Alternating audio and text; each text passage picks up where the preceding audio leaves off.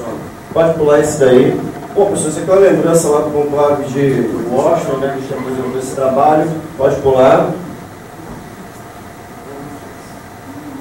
Bom, então é o seguinte, o estudo, ele vai abordar a fragilidade do sistema eleitoral e a vulnerabilidade de consequências. Todo mundo falou um pouco sobre várias causas, eu tenho que falar também, talvez um pouco repetido em algum ponto, para poder ter contexto, né? Vamos passar para o próximo, por favor. Tá. Aqui tem uma descrição da metodologia de trabalho, é um método científico. Para quem não sabe, você tem que ficar testando e chegando à verdade, e se alguma evidência mudar, você tem que abandonar todo o trabalho. Então foi usado o método científico aqui, e de vez em quando surge uma coisa que faz você ter dificuldade alguma, porque o que interessa no método científico é a verdade e não o resultado. Certo? Não é uma coisa dogmática. Passa para o próximo, por favor. Tá. Então, o cenário antes das eleições. Antes das eleições, eu peguei 14 pesquisas que eu encontrei na semana exata antes das eleições, e elas apresentavam esses números. Eu não sei se vocês chegaram a observar esse fenômeno. 11 pesquisas indicavam a vitória de Aécio Neves e apenas 3 indicavam a vitória de Dilma. O pessoal estava ciente dessas pesquisas? Chegaram a ver a respeito? Pois é. Esse aí é o primeiro caso de evento improvável. Porque justamente esses 3 aqui, que são aqueles que o pessoal aí costuma dizer que é suscetível a uma propina e indicar para um lado e tal, posso dizer que houve propina. Mas matematicamente, mesmo que todos eles fossem 100% íntegros, tivesse alguma pequena diferença de metodologia, você tinha uma probabilidade maior de ter a vitória de Aécio Neves. Ok? Bom, aqui é um velho contexto, todo mundo sabe que o Toffoli passou anos trabalhando para o PT, ele era não era o cara indicado para estar lá, botar o Toffoli como presidente do TSE é a mesma coisa que colocar o Maradona para pintar um jogo de decisão entre o Brasil e a Argentina numa Copa do Mundo. Não vai dar certo, né? Vamos para frente. Vou bater nessa tecla do metrô, todo mundo já sabe disso. Pode passar. Ok. Então, aqui tem um detalhe. O meu trabalho começou no dia que eu vi esses dados aí.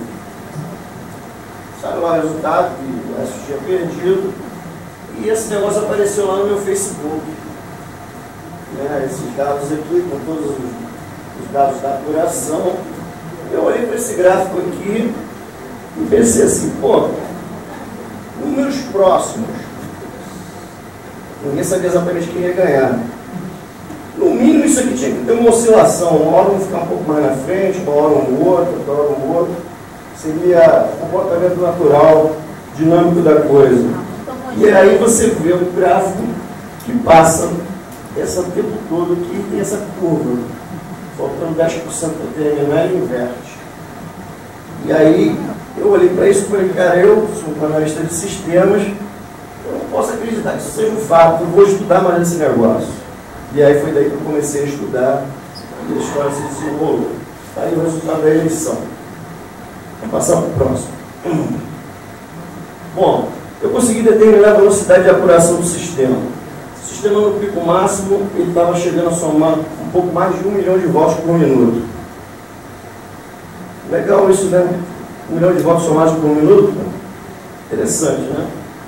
Tem mais ou menos uma curva de Gauss aqui, mas é porque aqui chega lá para aquelas zonas mais remotas e aí faz até sentido. Pode passar, por favor.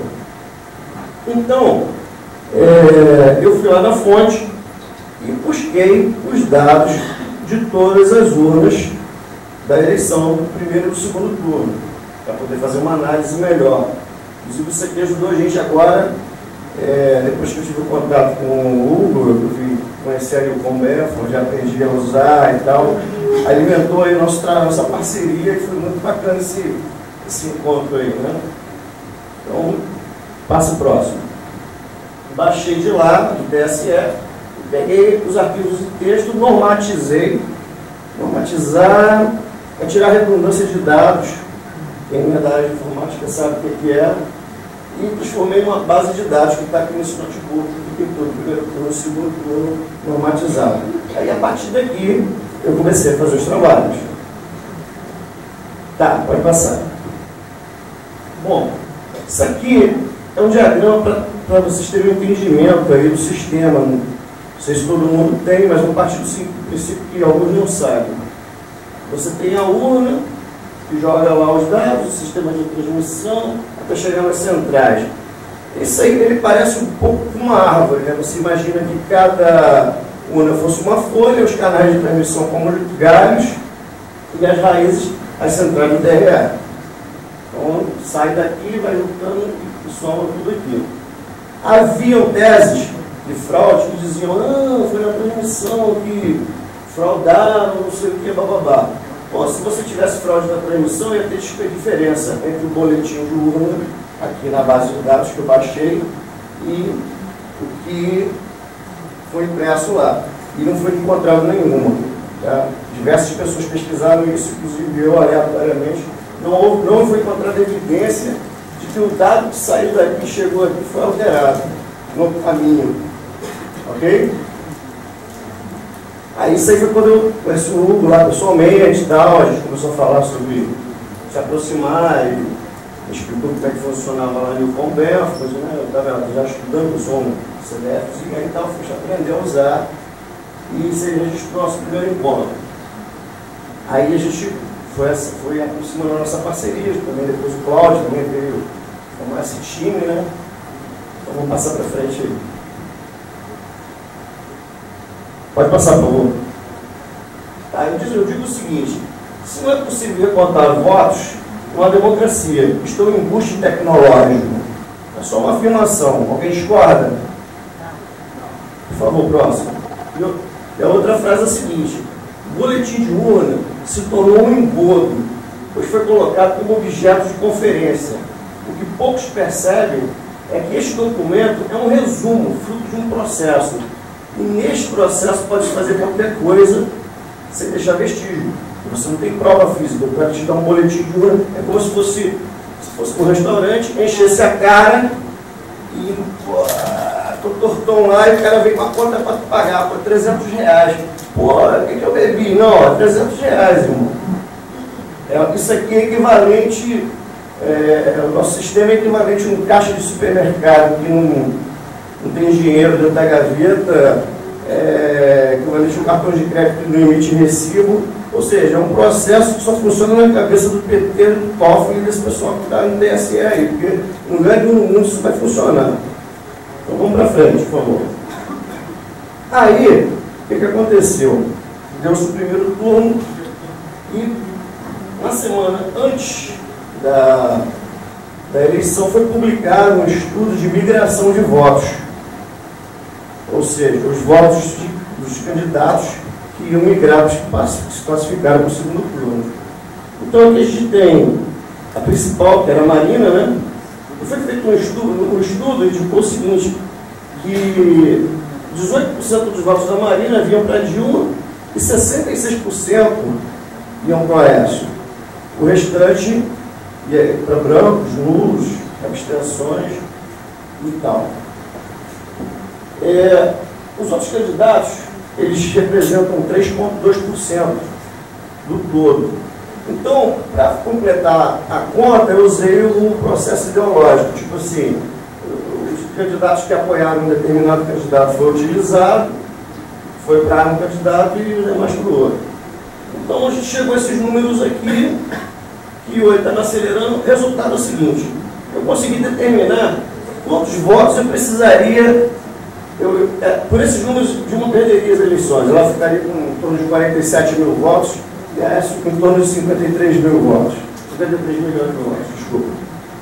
E eu consegui determinar fatores. Então, com o sistema de urna que a gente tem, poderia se implementar na urna um parâmetro, através do famoso Accelerator, para fazer essa manobra. Doutora, está aqui ainda? Então, o Accelerator pode ter trabalhado dessa forma. Ou seja, 0,94 para as transferências de votos para Aécio 0,42 para os brancos e 0,76 para o número. Eu fiz um programa que mostra esse processo ao vivo, mas o programa roda no computador, não vou instalar lá, não vou poder apresentar para vocês ao vivo aqui a coisa acontecendo. Isso aqui cai a ficha para muita gente que quer entender o que a vulnerabilidade de você ter uma memória de pendrive para você registrar esse tipo de informação. Então o programa faz assim, para quem não caiu a ficha ainda de como isso é possível ser feito, esse programa ia mostrar, mas eu não podia rodar porque o cabo aqui está com mau contato. Eu estou lá, o cabo está com mau contato. Já estava dando mau contato naquele outro notebook ali, o cara apanhou, chegou na minha mãe e funcionou. Ok, vamos em frente. Aí peguei esses números, determinei esses fatores e mostrei como pode ser implementado. Por favor, próximo. Algoritmo simples. Você verifica se a data da eleição, não dá problema fora, e faz o cálculo e transfere os votos de um para o outro. Aí eu mostrar isso ao vivo para vocês, mas infelizmente vai ficar para a próxima. Ok, vamos em frente. Próximo. Isso aqui é a dinâmica da apuração. Aqui você tem o tempo, a hora e o percentual apurado. Então você repara o seguinte, que às 19 horas e 34 minutos, quando estava com 90% apurado, eles empataram. E aí, impressionante, né, que levou um tempo absurdo para contar os 10% de votos que faltavam. Então esse aqui é o primeiro fenômeno estranho aqui, é esse. Tá? Vamos para o próximo gráfico, por favor. Esse gráfico aqui é um gráfico que foi feito em engenharia reversa. Eu peguei aqueles fatores que eu encontrei lá e apliquei, trazendo de volta o que foi pego, né? Ou seja, o que foi desviado de Aécio para Dilma, o que foi desviado de brancos para Dilma, o que foi desviado de nulo para Dilma, o resultado final teria sido esse. E eu acredito que é mais pertinente do que um que cruza lá faltando um pouco mais. 10% do terreno. Vamos para o próximo. Aqui a gente pode visualizar isso melhor. Aqui a cada 1/20 ou 5%, a gente acompanha, tem 5%. Aí aqui tem aquele detalhe do horário de verão que foi antecipado e a gente não poder acompanhar acontecendo pela televisão. Né? Quando a gente começou a ver pela televisão, estava aqui, ó. Ela estava um pouquinho na frente, empatou, virou, e a gente não viu, o Brasil não viu isso aqui acontecendo. Aí eu falo para você, se a população tivesse visto isso aqui acontecendo, ela ia acreditar nesse resultado? Não. Pois é, eu também acho isso. Então isso aí é um outro fenômeno estranho, né, que a gente registra aí. Mas uma próxima slide. Com a engenharia reversa, deve ser devolvendo o que foi tirado pelos números que a gente encontrou lá, a coisa terminaria assim, com a vitória de Aécio. Ok? Próximo, por favor. Então, todo mundo quer um voto impresso e tal, e lá na época, em Washington, a gente falou sobre isso. Então, aquela proposta do voto impresso. Próximo, por favor. Esse aqui é um modelo de voto impresso, uma proposta minha. Tem lá uma coisa, um código de barra para ser lido e um ID aleatório, randômico. Ou seja, o voto passa a existir fisicamente. E é esse voto que vai entrar na conta, e não um número numa memória eletrônica que você pode fazer o que você quiser com ele. Tá? Então vamos lá. Esse é o formato do voto. Alguma pergunta aqui? Esse ID ele tem uma importância. Quando o voto for ser contado, você não consegue contar o voto duas vezes. Porque o programa que vai fazer a contagem ele diz, esse voto já foi contado, não adianta você tentar contar de novo. A proposta do voto impresso aqui vai fazer como antigamente, né? O cara com a calculadora ali marcando um xizinho e fazendo uma mapinha. Pô, pelo amor de Deus, a gente pode usar um leitor de código de barras e fazer uma apuração. Eu calculei que leva em torno de 25 minutos para apurar uma urna usando esse tipo de processo. Tá? Próximo.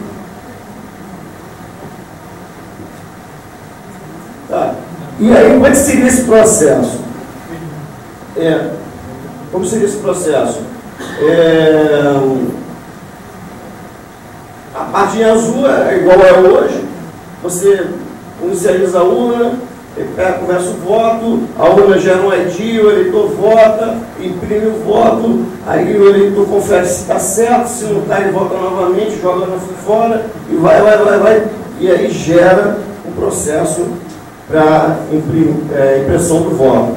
E depois o processo de apuração, que é uma proposta que mexe com um pouco do processo antigo com o novo. Passa o próximo, por favor.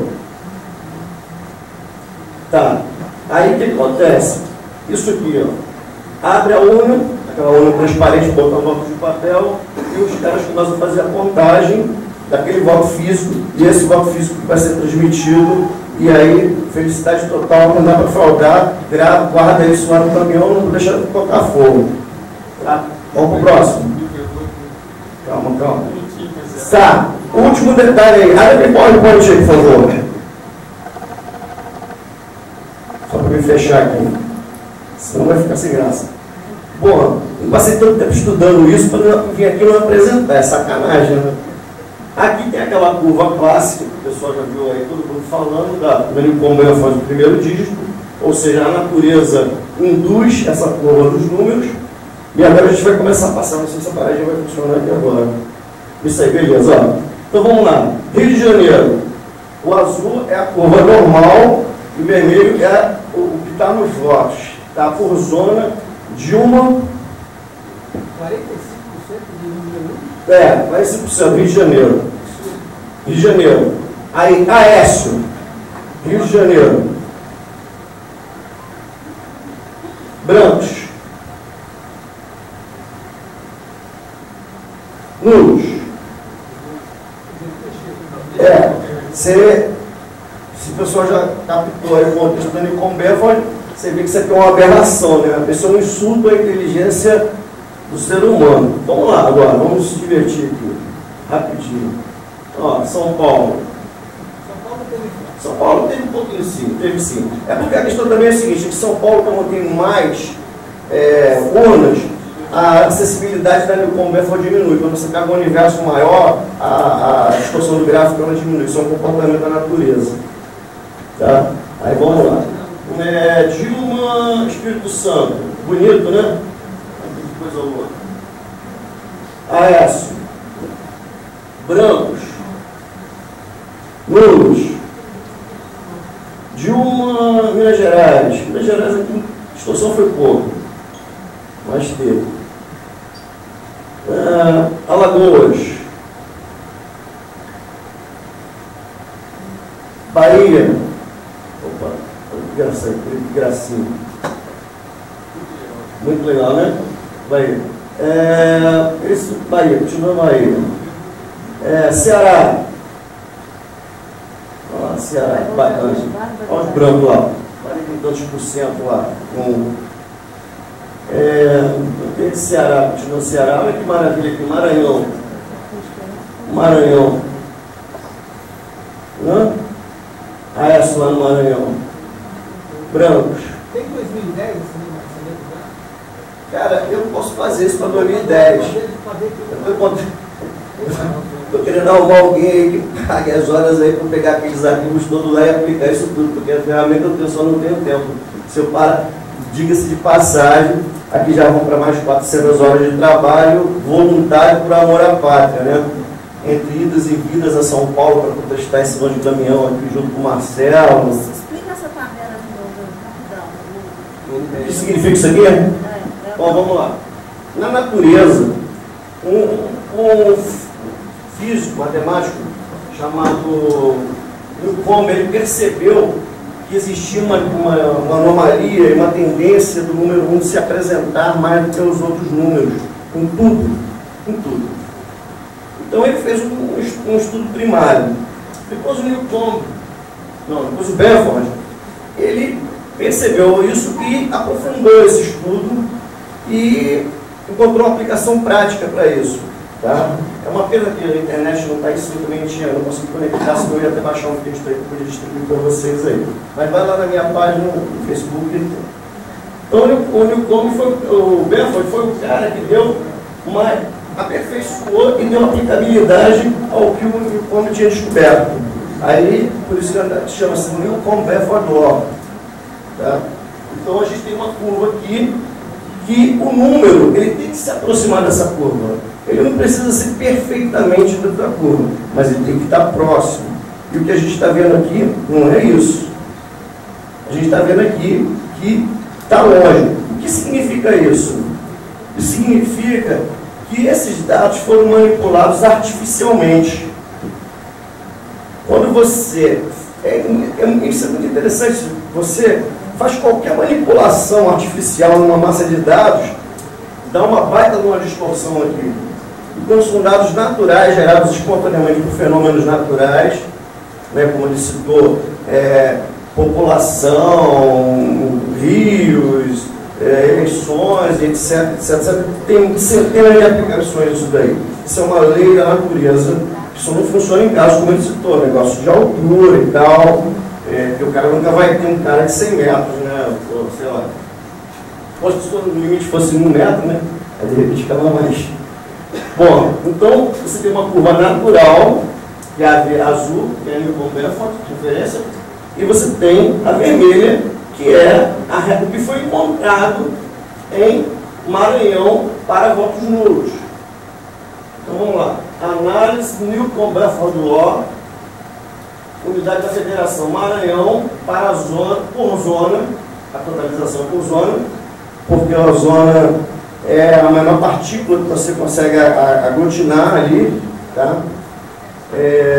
Você não pode usar a urna direto para fazer isso, porque a urna só tem 400 votos, então até 400 votos, não, se a gente botou uma com 800 e cacetada, enfim, isso é outra história, outro capítulo.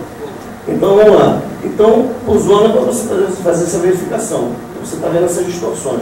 Vamos lá que a festa aqui, o negócio é bonito. Parou de funcionar?